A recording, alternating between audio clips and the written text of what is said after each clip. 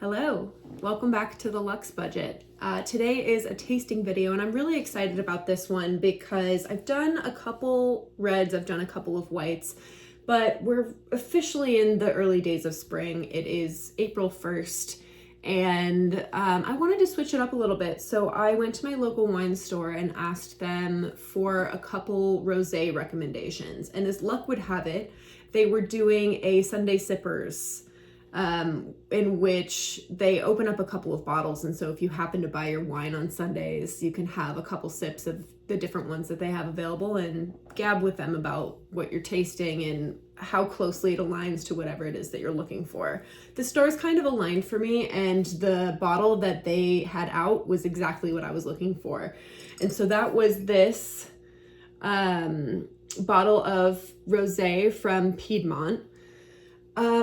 I want to take just a second because before I started filming this, I was doing a little research on the bottle itself, and there's just a lot of information here. And I want to take this second to just highlight again how nuanced all of this is. So I think I've mentioned before that in the United States, we typically focus primarily on the grapes. So that's like a Cab, a Cabernet, a Sauvignon Blanc, a Pinot Grigio, so on and so forth.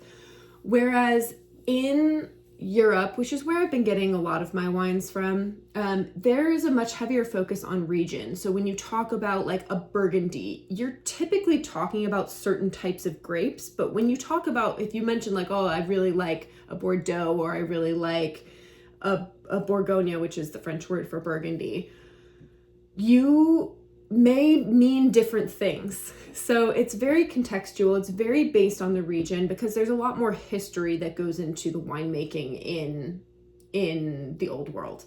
So that being said, I know that this is a Piedmont rosé. Piedmont is the area in Italy where the grape, like where this estate is, where the vineyard is, and where the grapes are from. It's Nebbiolo specifically are the types of grapes here. I know that just because of context. They told me, and I also just happened to know that this is where like Piedmont has that the Nebbiolo grape. So when they mentioned that they had Nebbiolo grapes, that's what this is made from. I just knew that, but that took me a while to get there, where that offhand contextual information helps me understand more about the wine. It is going to be very confusing. It's going to be a tough battle. It's still incredibly tough for me right now. Understanding all of these nuances and understanding how things are named and what different things on the label mean. I'm still not there, so I'm not going to give a masterclass on this, but as I learn, I will share that with you. And if you have any questions, let me know, because I am taking a course right now and I'm also chronically online looking up wine. So if I don't know, I'll find out and I'll tell you with a pretty good degree of certainty. So that being said, the only other thing I wanted to point out before we take a sip of this is I recently learned that the biggest difference between a rosé and a bottle of red is that they both come from black grapes, because red wine comes from black grapes. That's why you think about Chardonnay and like those beautiful, like dark, juicy looking grapes on the vine. That's where red wines come from, white wines too sometimes. Anyway, I digress. When it comes to the differences between red and rosé wines, it's not the grapes. It is actually the fermentation and maturation process.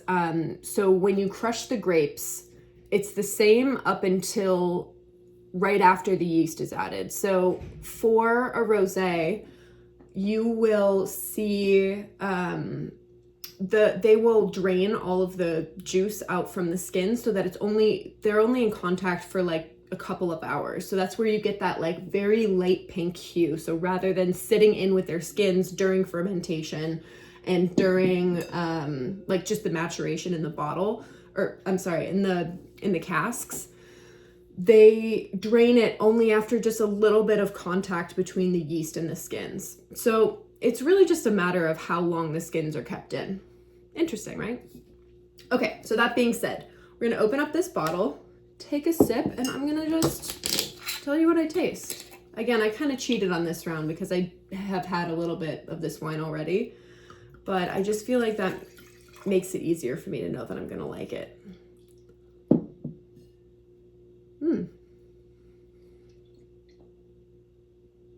It's kind of floral on the nose. That's like the first thing that I notice. I know I said this about the last wine, but I do get hints of like, I don't know, like, I don't know the specific flowers. It smells floral. I want to say jasmine again. I don't know if that is just because I smelled it in my last wine, but it's floral. It's floral and it's a little herbal. Like, I don't know, it's kind of like that really clean, earthy smell that I get from like matcha or something like that. And then behind that, I get like a little bit of citrus, but that's kind of in the back. I don't know if that's the right way to describe it. It's not the first thing I notice, but I can smell a crisp, like an acidity there. It smells good. And actually, I know this looks so douchey, but this really does open it up. It really does make a difference. And if I were to just pour it and smell it and leave it, you can get a lot more from it. All right.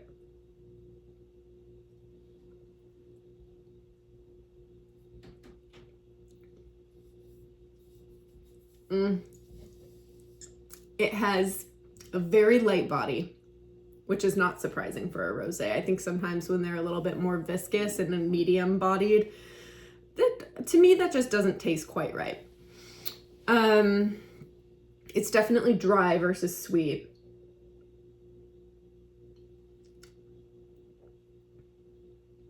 Very acidic. And then I would say that the only thing that I taste a little bit differently is I taste like maybe like a raspberry, something like that. I taste the fruit a lot more than I smell it. So on the nose, it's giving something a little more herbal, something a little more floral, and then like a hint of citrus. I feel like when I'm tasting this, I'm getting like raspberry. And maybe that's just because I'm looking at the color of it and it's making me think of it, but it really does, like, it has a much juicier, more pronounced fruit flavor on the palate than it does on the nose.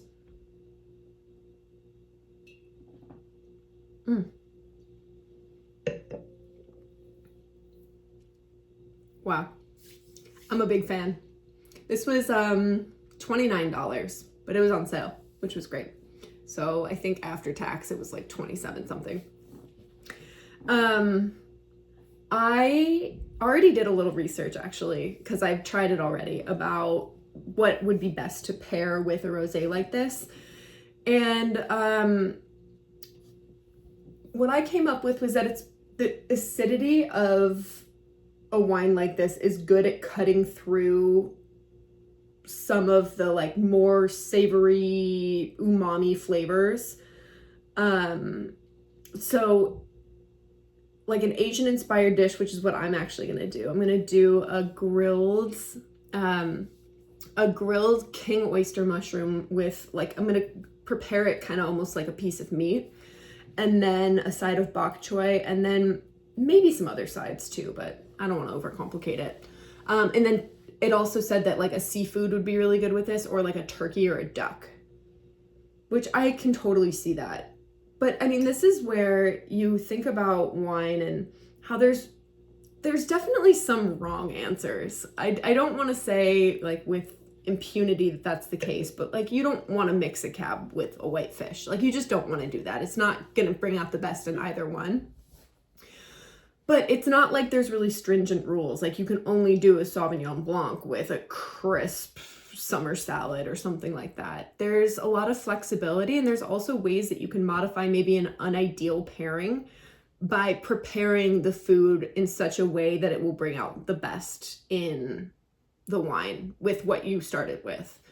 So, I'm going very far on time today, but all that being said, I will post another video with the pairing. I'm really, really excited about this one. I love mushrooms. And I also love Asian cuisine. That's probably my favorite, at least right now. And I think that this is going to do both. complement an mushroom and complement Asian cuisine very well. This is just very juicy. That's the best word to describe it, I think. It's very juicy.